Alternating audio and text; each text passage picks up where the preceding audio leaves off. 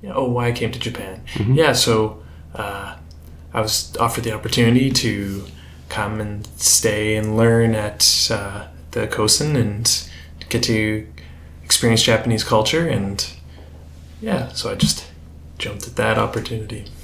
Okay, so about that then, so you said you jumped at the opportunity when it was offered to you, so why was that? Why were you interested in coming to Japan? Yeah, I think generally I enjoy traveling, so I'm always excited for a new opportunity to go and see more, but I was also excited to see the school, see a different perspective on learning, and just the opportunity to also get to tour local companies was very exciting for me, just as I'm graduating this year and hopefully getting a job. It was an interesting opportunity to see what's out there. So it was a chance to see companies and school life in a different country before you start your kind of career. I see. Oh, that's interesting. Hello. Welcome to the Easy English Interviews Podcast Season 2. My name is Chris Kent. I'm an Associate Professor of English as a second language in Japan. This podcast has been created to give English students some easy and interesting listening practice. So sit back, relax, and enjoy the next interview. Welcome to Season 2, Episode 12. For today's podcast, I would like to focus on two things. For today's grammar point, please listen to the way Owen and Chris use an infinitive phrase as an adjective. In English, we often use this type of language to explain why we do something. For example, someone might say, I came to Japan because it was a chance to see a new culture. Or you might hear, English is a good skill to have. For the English usage point, I would like to just point out how Owen and Chris use the phrase to jump at something. English speakers will often show how eager they are to do something by saying that they would jump at the chance to do it. Here the feeling is that they would quickly take that chance or do that action. Jumping is considered a way to describe a quick action. Please try and pay attention for when Owen says that he jumped at the chance to come to Japan during today's podcast. Finally, at the end of today's podcast, as usual for Season 2, listen to the comprehension questions and feel free to try to answer the questions in real time if you can. If you need to, write down the questions first and then listen again to practice answering. Okay, so let's get to it. Please enjoy today's Easy English interview.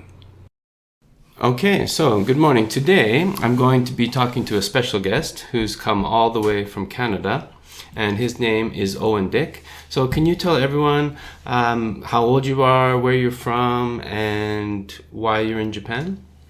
Okay, thanks, Chris. So I'm 22, and I'm from Saskatoon, Saskatchewan, Canada, where I go to Saskatchewan Polytechnic, taking electronic systems engineering technology. Why I came to Japan. I was offered the opportunity to come and stay and learn at the Kosen and get to experience Japanese culture, and so I just jumped at that opportunity. Okay, so about that then, so you said you jumped at the opportunity when it was offered to you, so why was that? Why were you interested in coming to Japan? I think generally I enjoy traveling, so I'm always excited for a new opportunity to go and see more, but I was also excited to see the school, see a different perspective on learning, and just the opportunity to also get to tour local companies was very exciting for me, just as I'm graduating this year and hopefully getting a job. It was an interesting opportunity to see what's out there. So it was a chance to see companies and school life in a different country before you start your kind of career. I see. Oh, that's interesting. And you've visited a few companies, I know, because I've been with you when you did. And what has surprised you most, do you think, about Japan?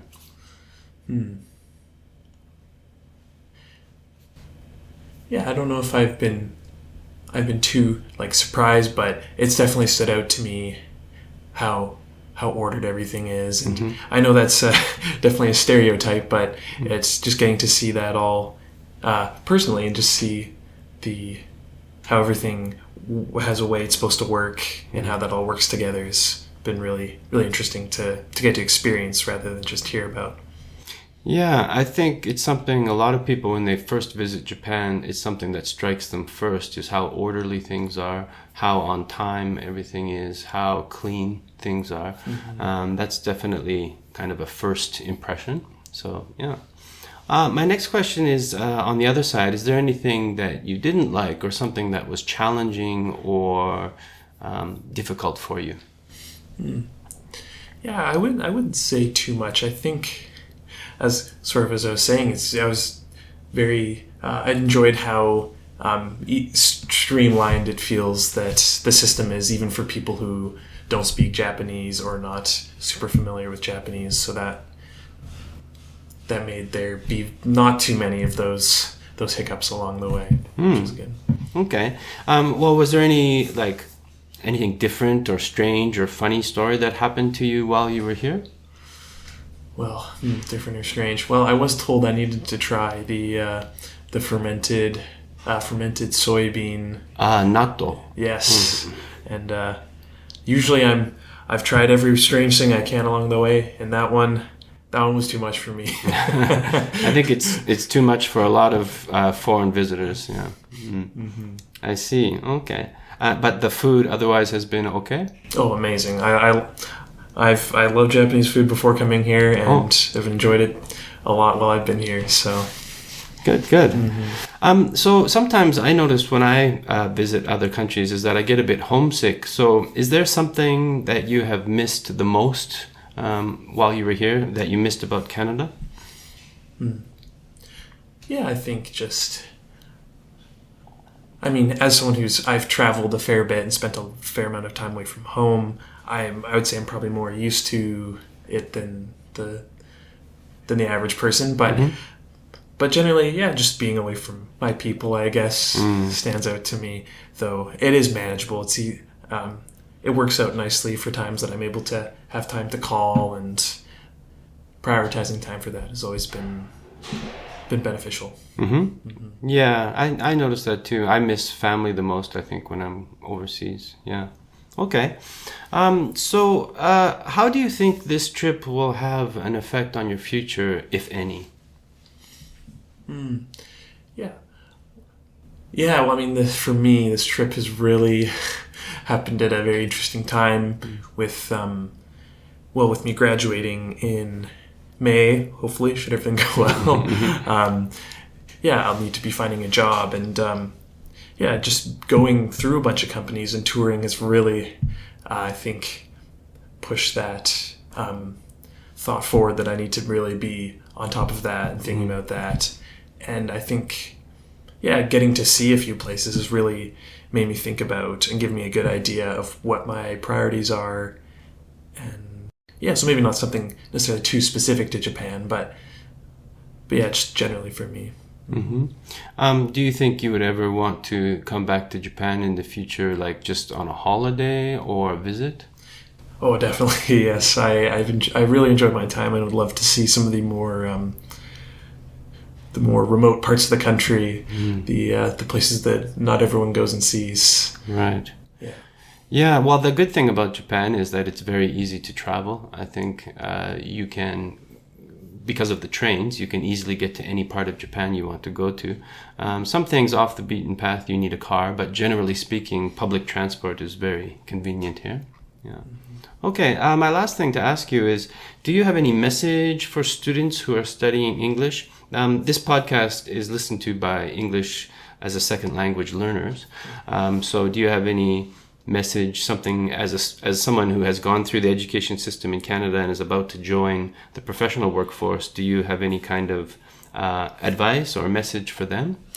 Yeah, in Canada most learn French in school, and I did that for a bit, and though I would not claim any skill in French and wouldn't really claim to be a French speaker myself, so it yeah, I would encourage to keep working hard, because I think there's a lot of times where I wish that I would have stuck with it more, and there's a lot of good things about being able to speak another language and skills that come with that. So yeah, I would just encourage to stick with it, because it's just such a good skill to have that will be with you for the rest of your life. So yeah, I think don't give up is a very good message. I myself, when I first came to Japan, couldn't really speak the language. I did study French a little bit in Canada, but I agree. I wish I would have studied more French and learned another language, so that when I came here, I could say that I know 3 languages. The more, the better, right? Yeah.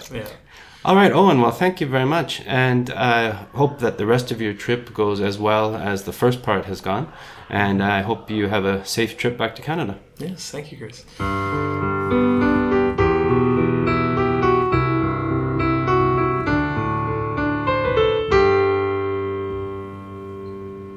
Okay, here are the comprehension questions for today's podcast.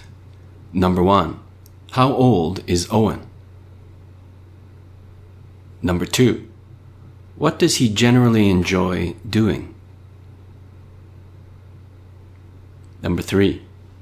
What has stood out to Owen about Japan?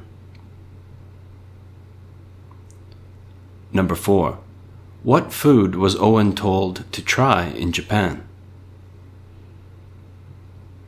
Number 5.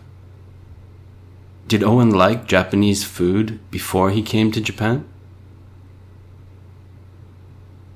Number 6. What did Owen miss while he was in Japan? Number 7. What month will Owen graduate? Number 8. What parts of Japan would Owen like to see next time he comes? Number 9. What language do most students in Canada learn other than English? Number 10. What is Owen's advice about studying English?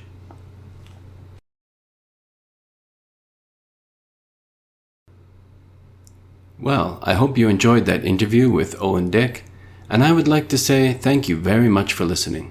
Also, I hope that you will try the comprehension questions when you have free time, so you can check your listening ability in English.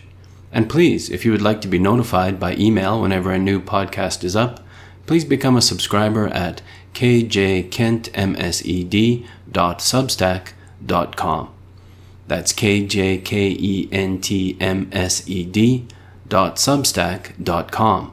You can also check out Easy English Interviews now on YouTube and purchase the textbook on Amazon. All right, thank you again, and see you next time when we will speak with another interesting person. Bye-bye from Easy English Interviews.